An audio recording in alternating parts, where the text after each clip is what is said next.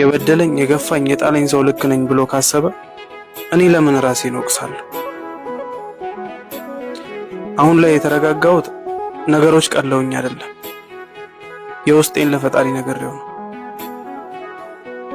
ሰው ደስታን ነጥቋ አቤላዬ እንግዲህ ዛሬ በነፃነት መጥቷል።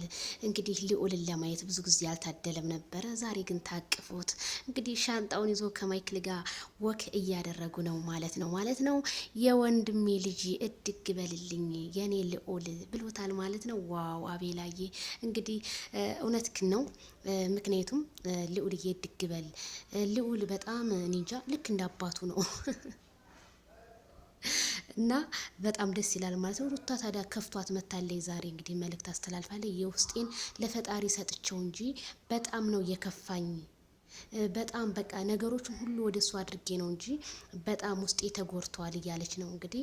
አይዞሽ አይጎዳ ምን ዛሬ ልጅሽን ስለወሰደብሽ ነው አብርሽ እና ወይስ ቆይሽ ተተጎዳሽ? አይዞሽ ሁሉም ሰው ይጎዳል፣ ግን ይታከማል። የሚታከመው ወደ ራሱ ሲመለስ ነው። ወደ ራሱ ስላልተመለሽ ነው። እና ሩታ እንግዲህ ዛሬ ከፋፍቷታል ማለት ነው። ፍጥጥ ብላለች። አታፍጭ ሩታ ተይ፣ እንደሱ አታፍጭ፣ እንደሱ አትይን ማለት ነው።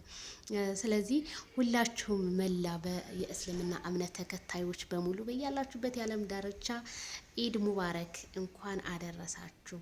አለይኑ አለይኩም ተቀበላላህ ወሚና ወሚንኩም ሰላም ብያለሁ ማለት ነው። መላ ለእስልምና እምነት ተከታይ በውስጥ ሀገርም በውጭ ሀገርም ለምትገኙ በሙሉ ብያለሁ ይድረስልኝ። ስለዚህ እንግዲህ ሩታዬ አይዞሽ አይክፋሽ፣ ብዙም አትከፊ፣ ብዙም አትደሰቺ።